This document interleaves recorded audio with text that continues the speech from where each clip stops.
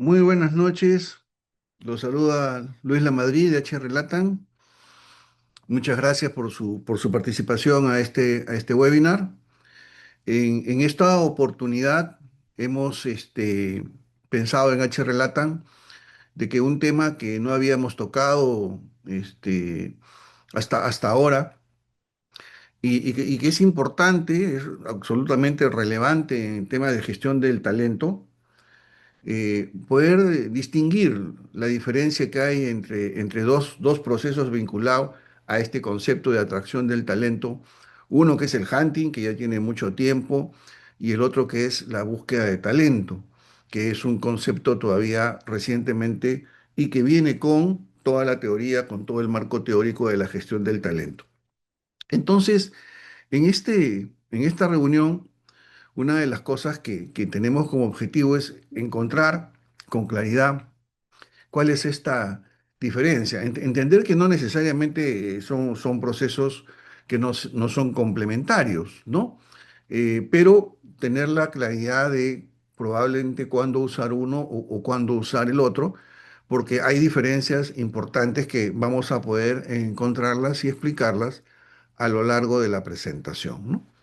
Si bien es cierto, esta es una presentación corta que no debería tomarnos más allá de 40 minutos, sí vamos a desarrollar varios puntos, ¿no? Cómo es que evoluciona este concepto de la búsqueda del talento, cómo es un proceso de hunting, cómo es un proceso de búsqueda de talento, cómo podemos comparar estos procesos desde una perspectiva absolutamente técnica. Lo principal que son las barreras, ¿no? ¿Por qué es que hay una barrera, sobre todo en búsqueda del talento, ¿no? En comparación con un proceso de hunting. Vamos a hablar un poco también de cómo se integran estos procesos o cómo podrían integrarse. Y por otro lado, cómo el tema del cambio puede ser realmente un reto, a veces muy difícil de lograr. Vamos a empezar entonces por hacer un comentario respecto al proceso evolutivo de una manera absolutamente práctica, ¿no?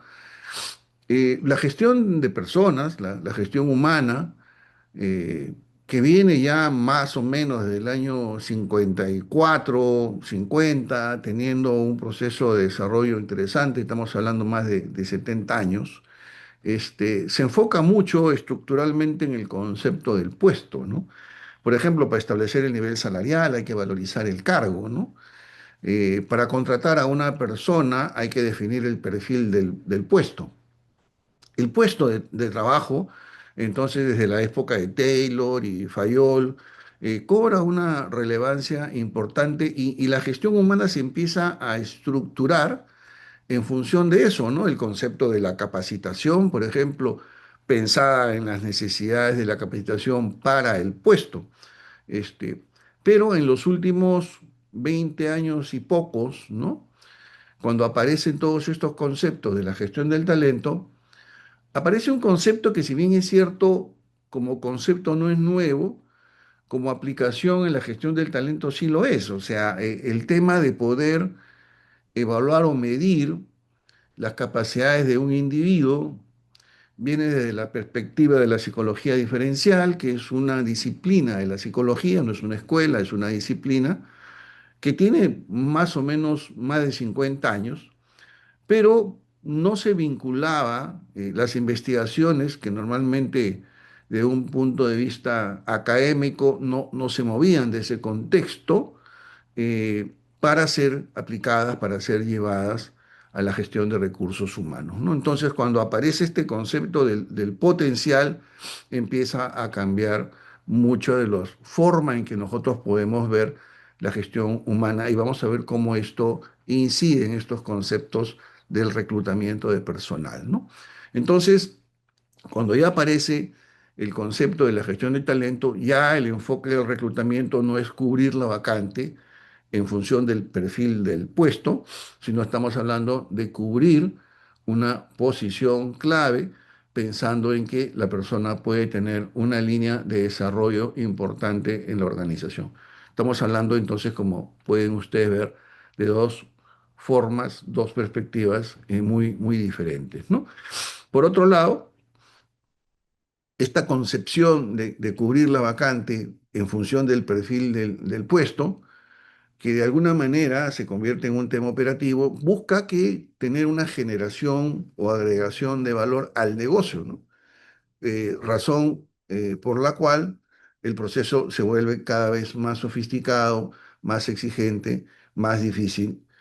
Cuando hace 20 años y pocos, desde más o menos el año 2000 hacia adelante, se concluye a nivel de las diferentes investigaciones que van concurriendo que con total y absoluta seguridad el talento mueve la aguja del negocio, ¿no? Entonces, si bien es cierto, todavía nosotros arrastramos algunas concepciones tradicionales, como el hecho de que el factor humano es el capital más importante de la empresa, etcétera, etcétera, ¿no? Que son de alguna manera ideas que entran dentro de lo clásico.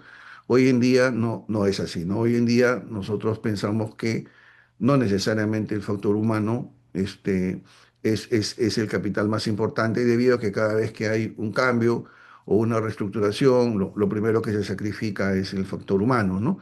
Pero lo que no se sacrifica y lo que sí se tiene en cuenta es el talento, ¿no? Entonces, vamos a ir viendo cómo esto en el tiempo ha ido cambiando como todo, ¿no? Desde que en el año 1996 aparece el libro La guerra por el talento, escrita por los consultores de McKinsey, empieza a despertarse obviamente una manera distinta, una perspectiva diferente acerca de la gestión humana, porque se llega rápidamente a la conclusión de que el talento mueve la aguja del negocio, ¿no?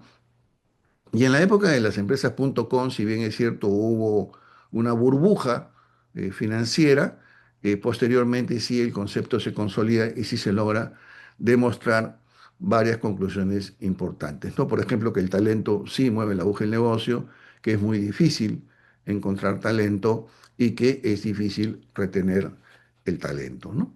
Y va tomando forma todo esto. Vamos a enfocarnos ahora sobre el tema del hunting. Cuando se busca y se hace un proceso de selección de personal, es un proceso a través del cual uno normalmente lo que hacía era publicar las características del perfil de una vacante.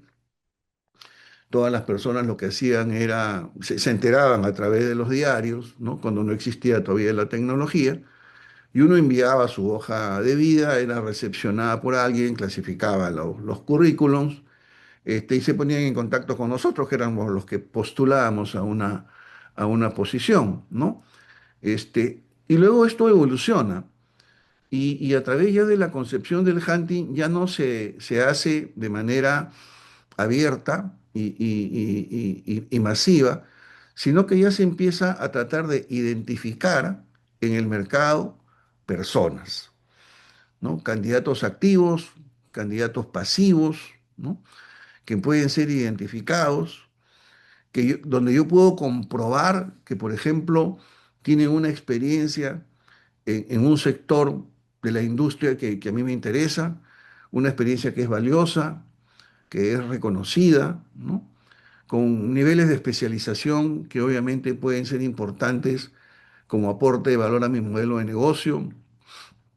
Empiezo a visualizar la trayectoria que la persona, el individuo, en particular, de manera específica, va teniendo en el mercado laboral, cómo es que éste se va moviendo.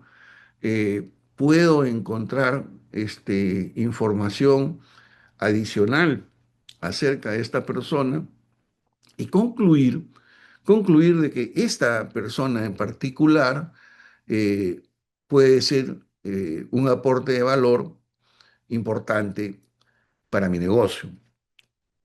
Me pongo entonces en contacto directamente con la persona, trato de persuadir en función de la capacidad de pago o la capacidad de atracción que puede tener la organización, de que forme parte de una terna de candidatos donde la persona podría tener una línea de desarrollo interesante en una organización que quiere, obviamente, que sea parte de ella.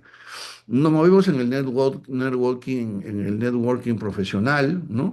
Con la red de contactos que uno tiene. Hoy en día esa red de contactos que antes se tenía que trabajar a nivel presencial, hoy en día se mueve mucho a nivel digital, con el uso de la tecnología, utilizando herramientas como el LinkedIn Recruiter, por ejemplo, ¿no? Tener una base de datos donde vamos cada vez identificando y usando herramientas a través de la cual nosotros tenemos a una cantidad de personas identificadas, incluso candidatos pasivos.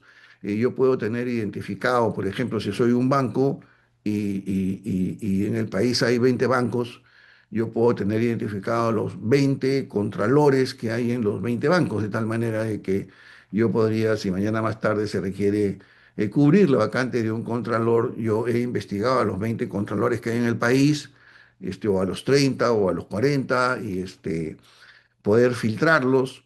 Y tengo identificado probablemente a los 4 o 5 profesionales que tienen mejor trayectoria, para luego ponerme en contacto con cada uno de ellos. Ese es el proceso de hunting, definitivamente que es un proceso con un nivel de efectividad muy superior al reclutamiento clásico con el que se hacía inicialmente este tipo de procesos, ¿no?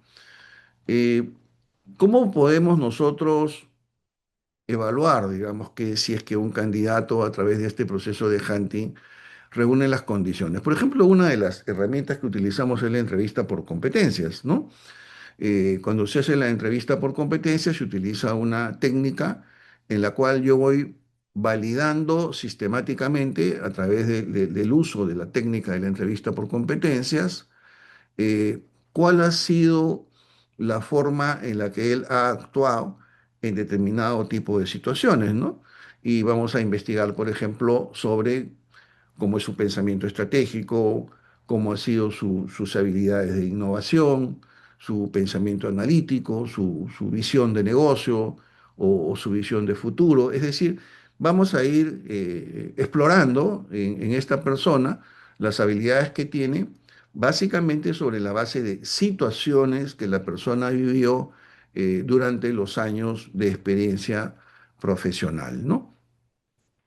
Verificamos sus logros, ¿no? En el currículum normalmente uno lo que va a poner son los logros que uno ha tenido a lo largo de su carrera profesional y a través de referencias, lo cual obviamente es relativo.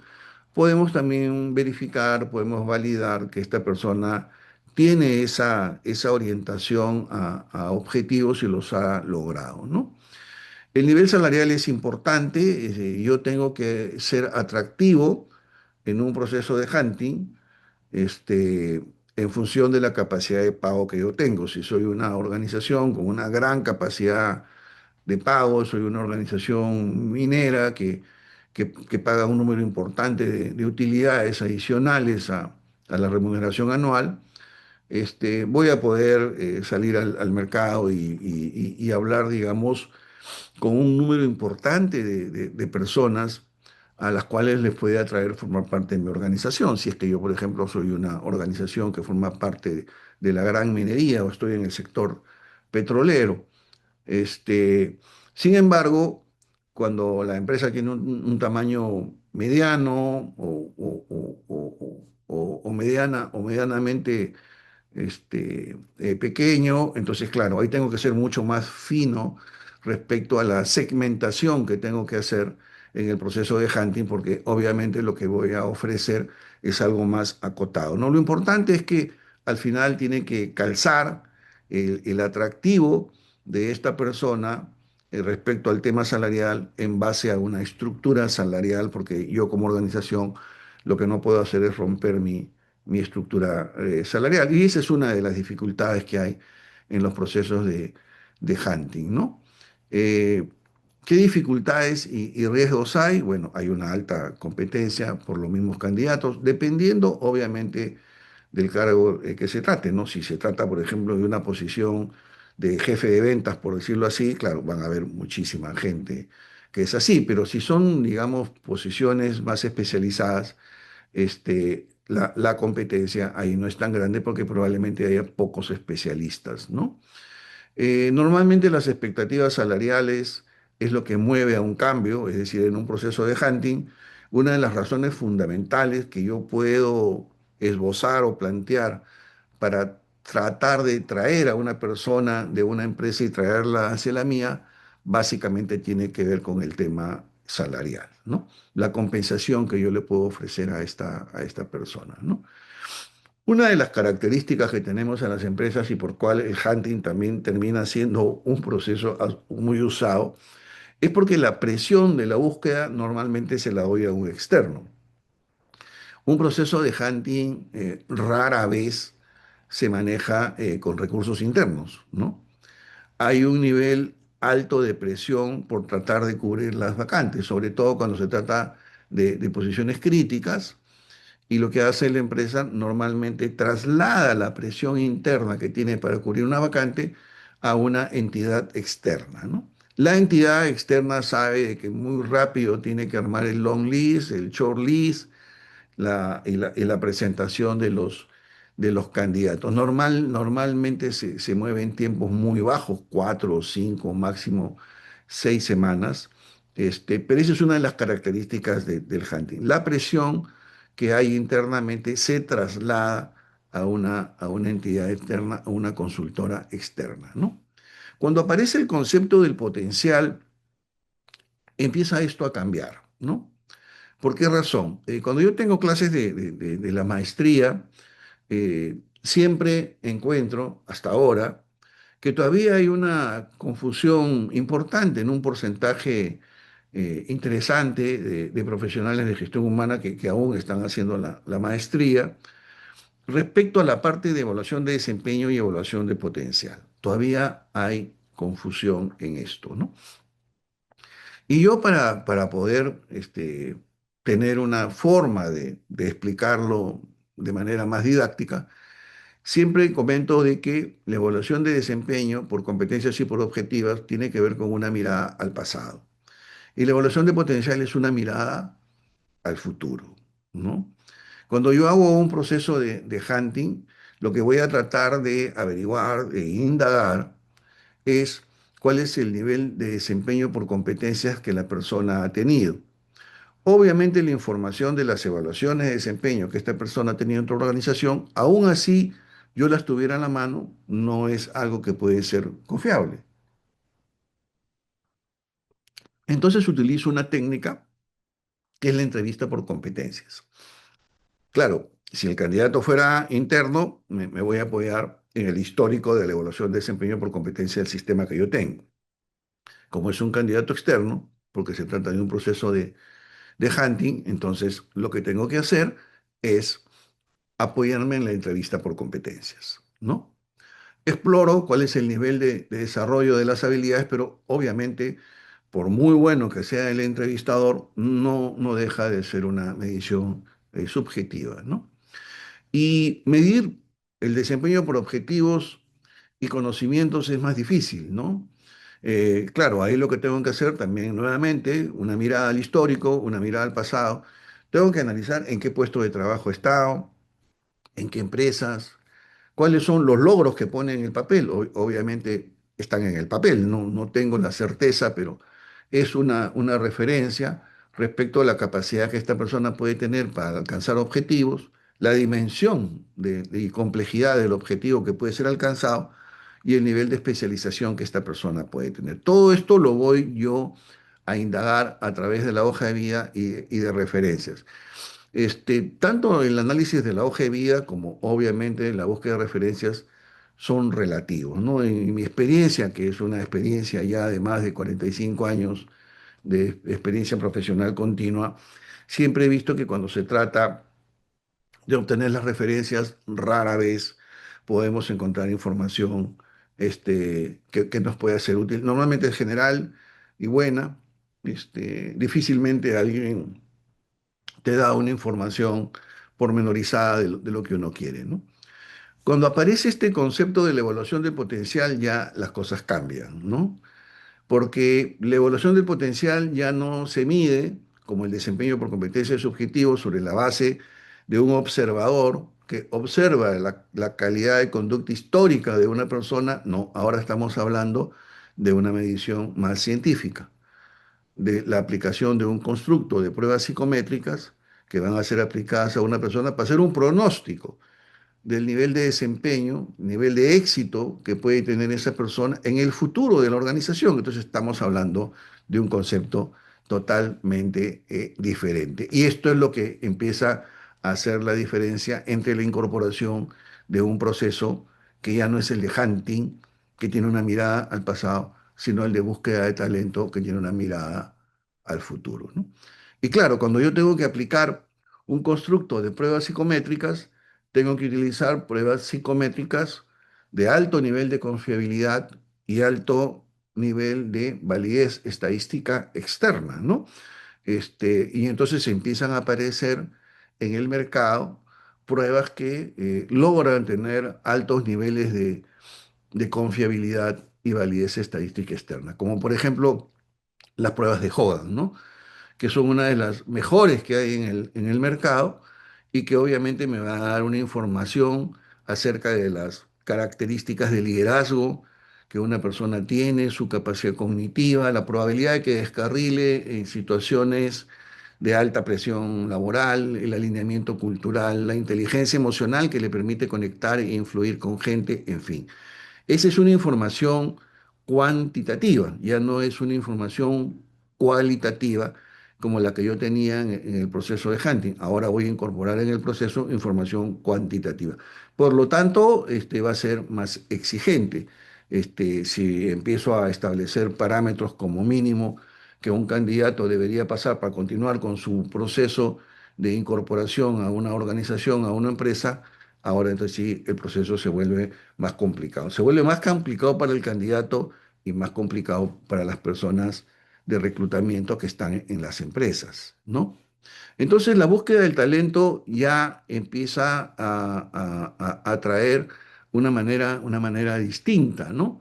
Ya no voy a buscar yo a la persona que cuente con el nivel de especialización y experiencia para que haga el rol del puesto de trabajo que es lo que yo quiero, ¿no? No, ahora estoy buscando a una persona que tenga la posibilidad de crecer dentro de la organización, ocupar cargos de mayor responsabilidad, complejidad, incluso que pueda ocupar cargos clave o puestos críticos en la organización. Entonces estamos hablando obviamente de un nivel de exigencia mayor y por lo tanto de un proceso más complejo, más difícil para las personas, para las áreas que internamente en la organización tienen que manejar este proceso, ¿no? Entonces, hay diferencias, yo no comparo con el perfil del puesto, sino con el perfil de un ejecutivo clave del negocio. Es decir, ahora ya no voy a identificar el perfil que yo requiero del puesto, sino estoy hablando del perfil del cargo clave, que obviamente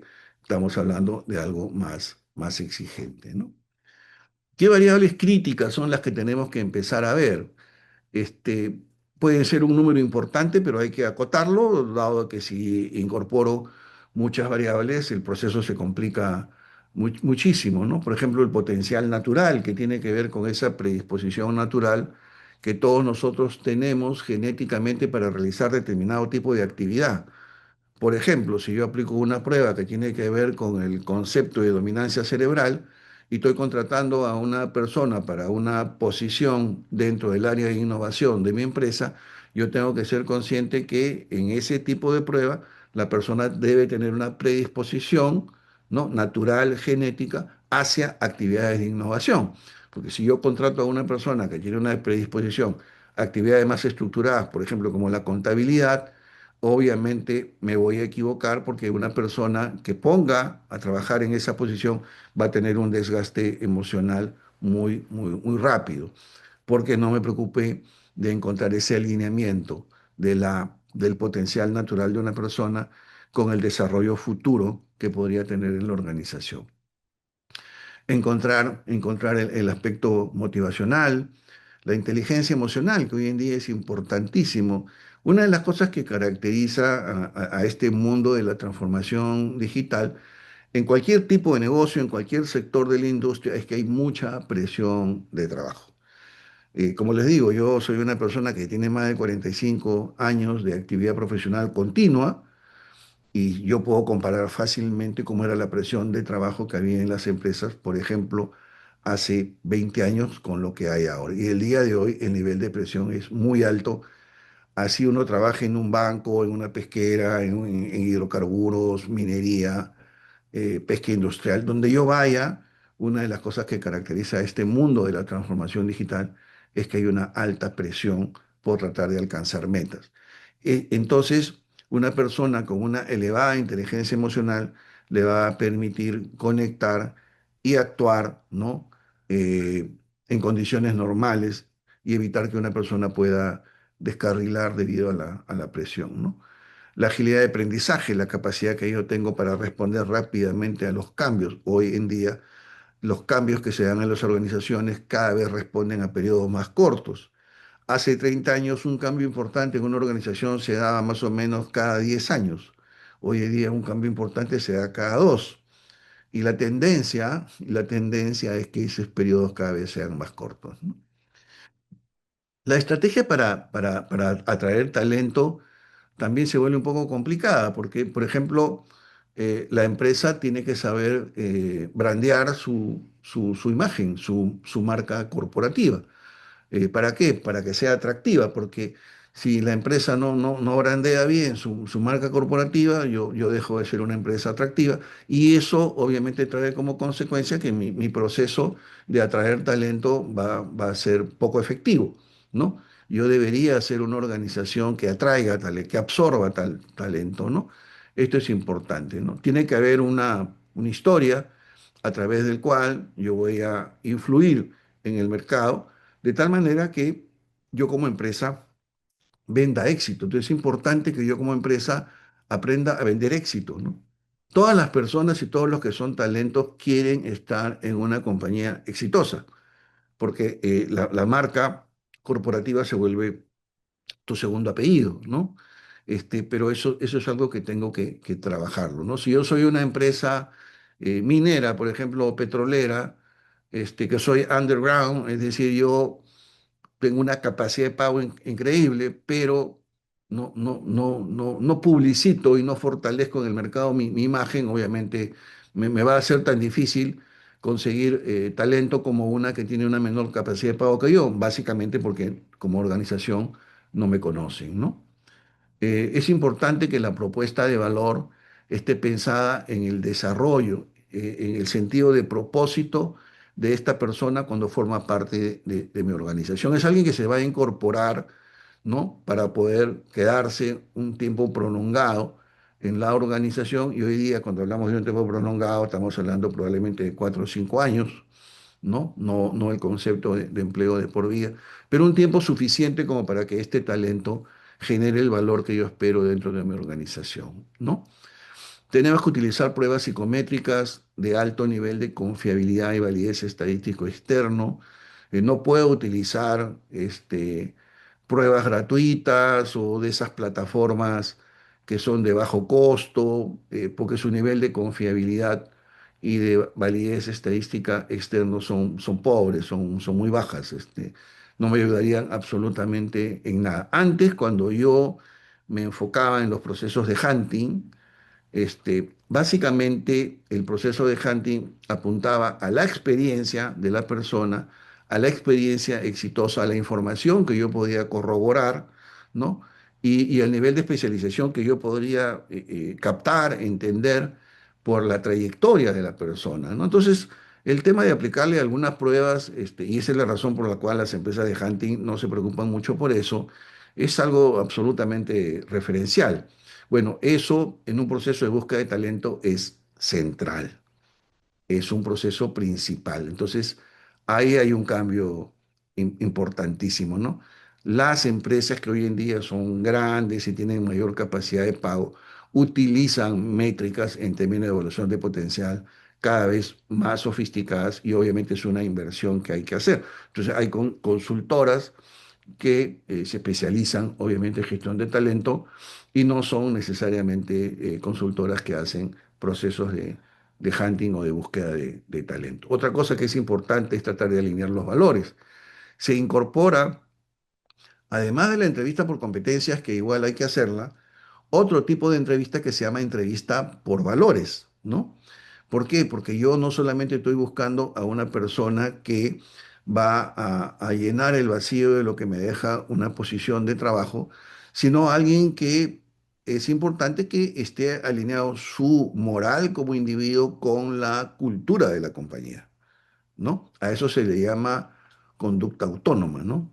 Y lo contrario se le conoce como conducta heterónoma, ¿no? Entonces yo tengo que buscar la conducta autónoma, como una persona, los principios y valores de una persona, de un individuo que son su moral, se alineen con los principios y valores de la empresa, que es la cultura, ¿no? Entonces, para eso utilizo una técnica que es la entrevista por valores, ¿no? Que se realiza a través de una técnica de juego de roles. Eso se vuelve importante cuando estoy haciendo búsqueda de talento, porque si bien es cierto, también es un proceso cualitativo, pero hay una preocupación por buscar que haya un alineamiento respecto a los valores, ¿no? De la persona con la cultura, ¿no? Y obviamente otra de las cosas que también tenemos que indagar es cómo está el tema motivacional, cómo está, cuando estoy mido la inteligencia emocional y aplico otras pruebas, es importante que yo sepa cómo maneja el estrés, cuál es su estado de ánimo, ¿no? Es importante que la persona traiga una carga intrínseca motivacional a la organización. Esa es otra de las cosas que hoy en día se enfoca. Si vamos entrando ya en hacer un comparativo técnico, como les había comentado,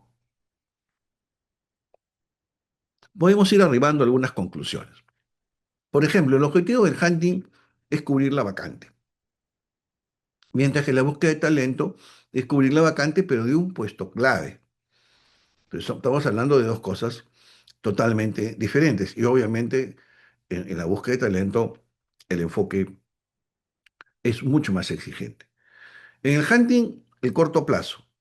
Una de las primeras preguntas que hacen las personas que trabajan en el reclutamiento de una empresa a una consultora de hunting es cuánto tiempo te demoras en presentarme el long list, cuánto tiempo te demoras en presentarme el short list. Es decir, la variable más importante, y así es el enfoque del hunting, por el lado del proveedor y por el lado del cliente, es el tiempo. El tiempo es la variable más importante. En búsqueda de talento, el tiempo no es la variable más importante. ¿Por qué? Porque encontrar talento en el mercado no es un tema sencillo. Ahí hay entonces un enfoque de largo plazo, ¿no? Yo no estoy buscando a una persona para que cubra los requerimientos de una vacante, sino estoy buscando a alguien que pueda crecer en mi organización, ¿no? La base de comparación es el perfil del cargo, del puesto de trabajo, mientras que en la búsqueda de talento es el perfil del puesto clave, del cargo clave. En algunas organizaciones le pueden llamar también puesto crítico, ¿no? En el hunting yo valido la experiencia y las competencias que puede estar demostrando hoy en la empresa donde está, y en búsqueda de talento yo privilegio su potencial, sus valores, su agilidad de aprendizaje, ¿no? Entonces estamos hablando de temas distintos. La dificultad de hallazgo es media alta y en búsqueda de talento es muy alta, ¿no? Yo me puedo demorar de 3 a 6 semanas en cubrir una vacante a través de un proceso como el hunting y en el mejor de los casos, si lo hago bastante bien, me puedo demorar 2 a 3 meses en búsqueda de talento, pero eso se puede extender a 4 meses o más. Si es que obviamente el perfil de talento que estoy buscando es difícil, me voy a tomar tiempo, ¿no? Claro que el valor agregado que voy a generar es definitivamente más importante, ¿no? En el hunting es importante el tema del salario, ¿no? Y el rol que va a cumplir. En la búsqueda de talento es importante que el sentido de propósito y la aspiración de crecer que tenga la persona encuentre el espacio en la organización, ¿no? Eso forma parte también de la estrategia de retención de talento. O sea, si yo incorporo talento y el talento requiere pistas de alta velocidad y yo en mi organización no he construido pistas de alta velocidad, el talento puede ser un proceso de búsqueda de talento exitoso, pero en el corto plazo el talento se va, ¿no? Una de las cosas que tiene el talento es que es inestable, siempre va a estar buscando, obviamente, nuevos horizontes.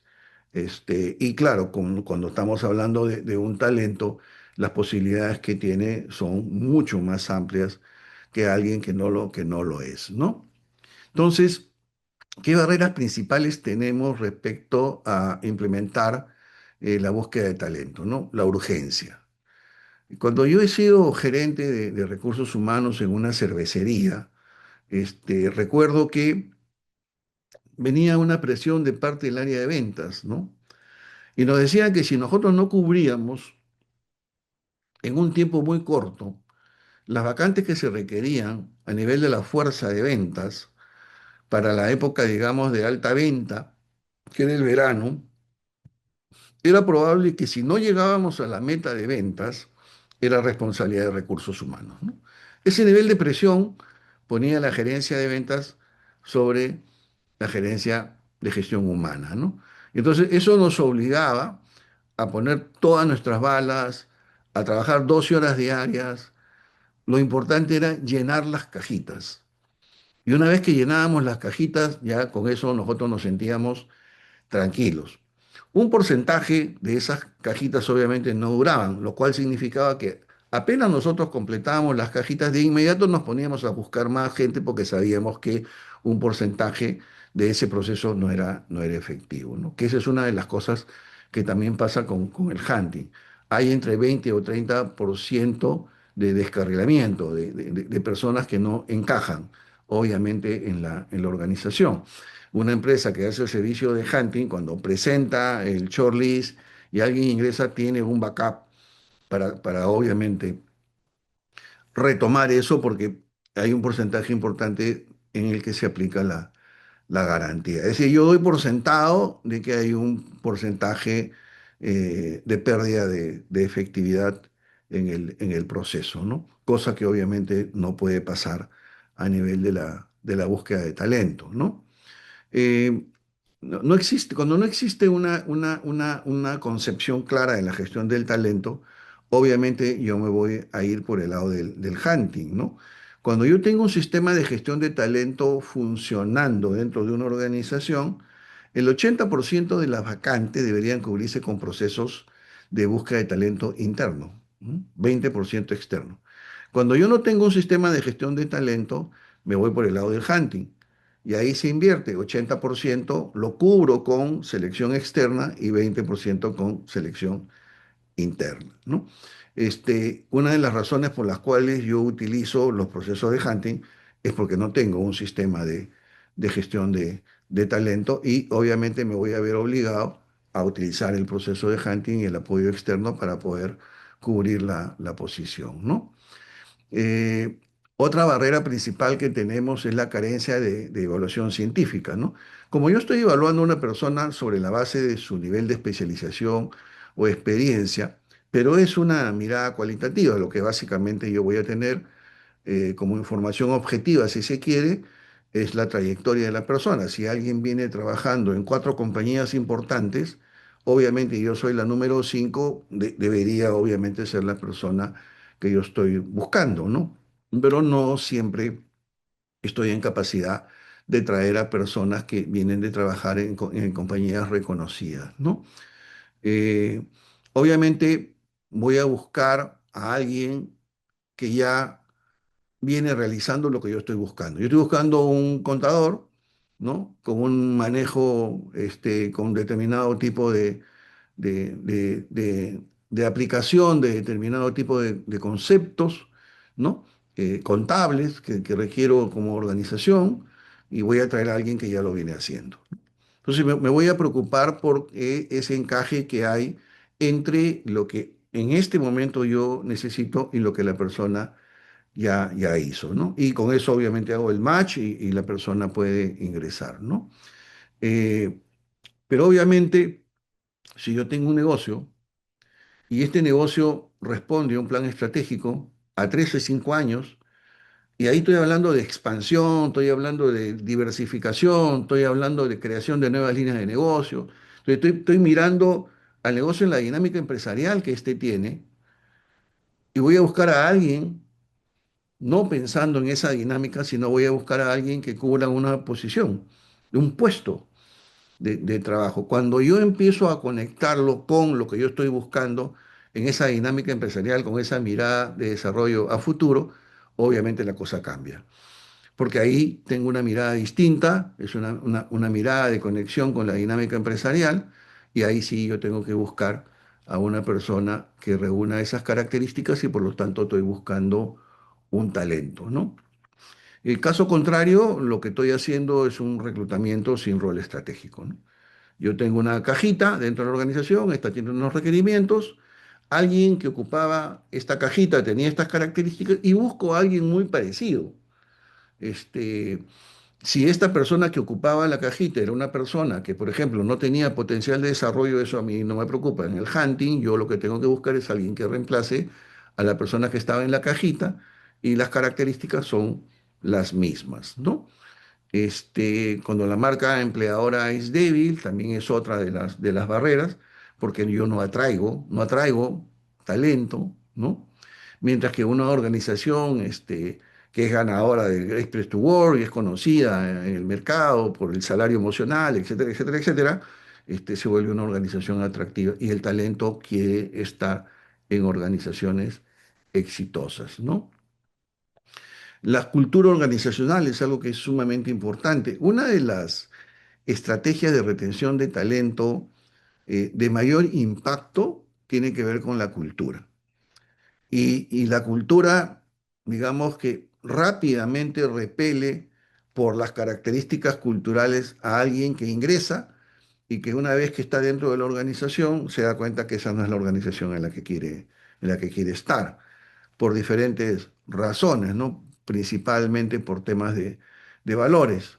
Y entonces lo que hace la persona es rápidamente migra a otra organización. Una de las cosas que digamos es una de las debilidades en el proceso de hunting, de que muchas veces le ofrecemos algo al candidato para cubrir la vacante, pero eso que le ofrecemos no necesariamente refleja lo que es la cultura de la organización. No le contamos esa parte complicada, le contamos una parte nada más de lo que es la empresa, porque lo que nos interesa es que la persona entre a trabajar.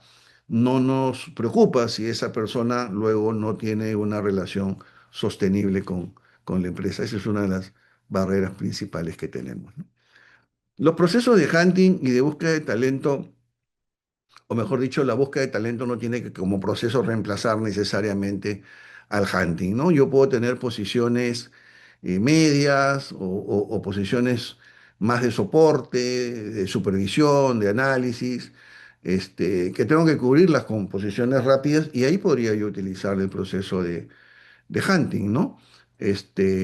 Sin embargo, cuando yo tengo posiciones críticas, posiciones de nivel ejecutivo, determinadas áreas del negocio que pueden ser muy sensibles, ahí sí yo debería aplicar procesos de búsqueda de talento. Y obviamente la inversión que tendría que hacer es mayor.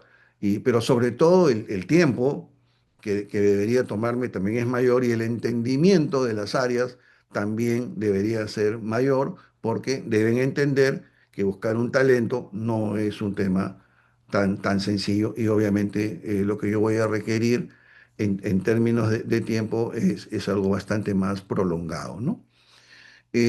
La alineación que yo voy a buscar en el proceso de búsqueda de talento con la estrategia del negocio es fundamental, ¿no?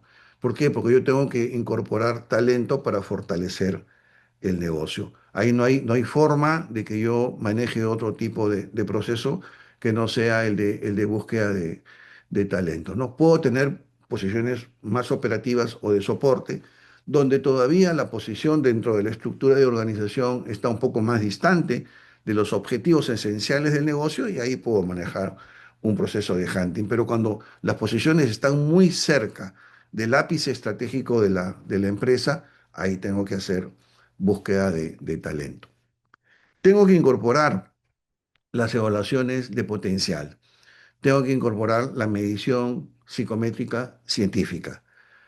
No existe otra forma de evaluar el potencial que no sea a través de proceso de medición o de evaluación psicométrica. No hay forma.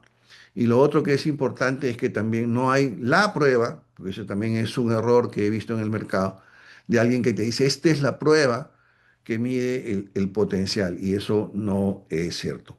Yo necesito un constructo, porque hay pruebas que miden inteligencia emocional y no me miden capacidad cognitiva, hay pruebas que me miden capacidad cognitiva y no me miden características de liderazgo, hay pruebas que miden características de liderazgo y no miden inteligencia emocional, entonces obviamente yo tengo que tener un constructo de pruebas. Hay diferentes tipos de pruebas con diferentes tipos de proveedores, pero tengo que armar el constructo que potencie, obviamente, la efectividad de mi búsqueda de talento, porque el pronóstico que yo vaya a hacer tiene que ser muy, muy certero, ¿no?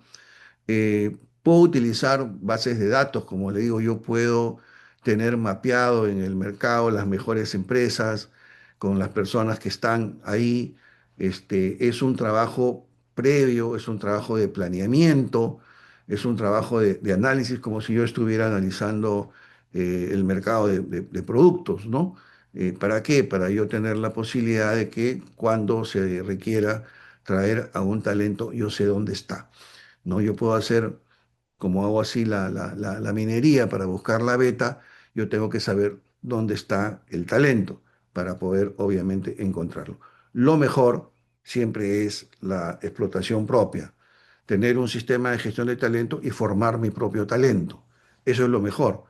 Pero claro, si es que no tengo un sistema de gestión de talento integral, eso no lo puedo hacer, ¿no?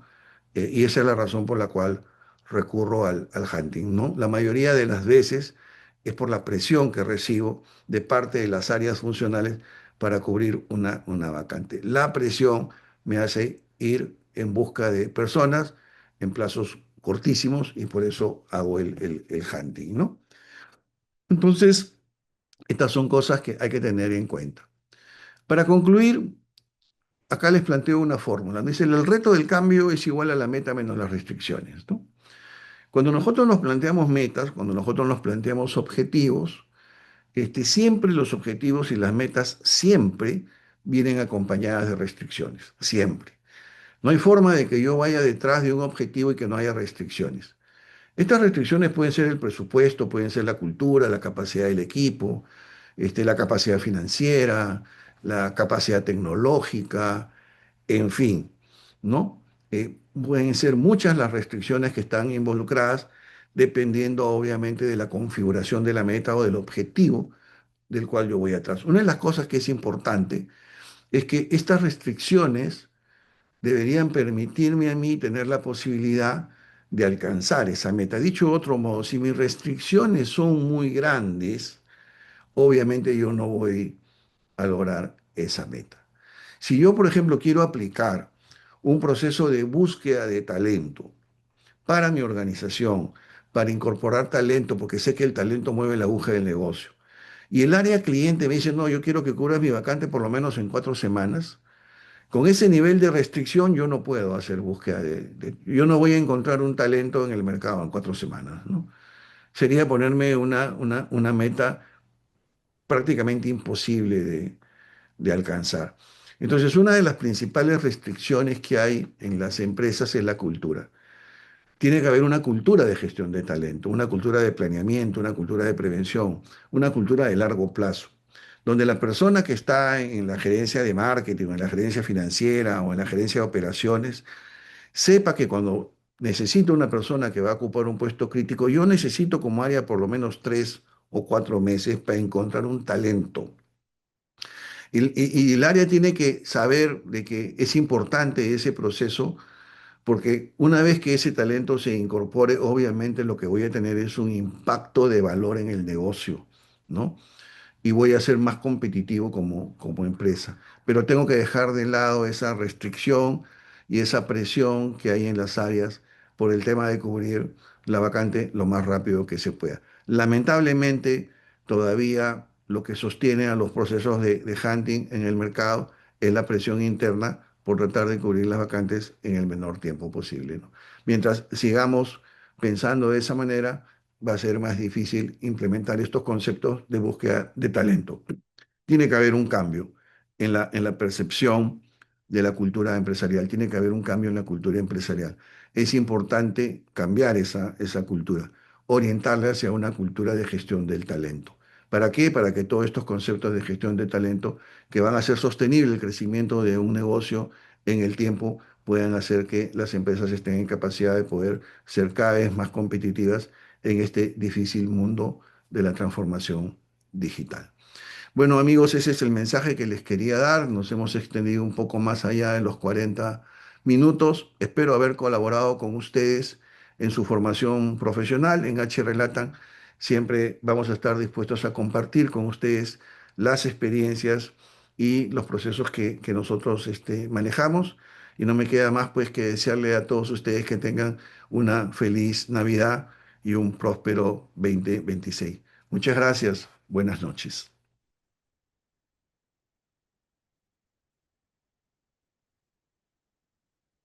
Ok.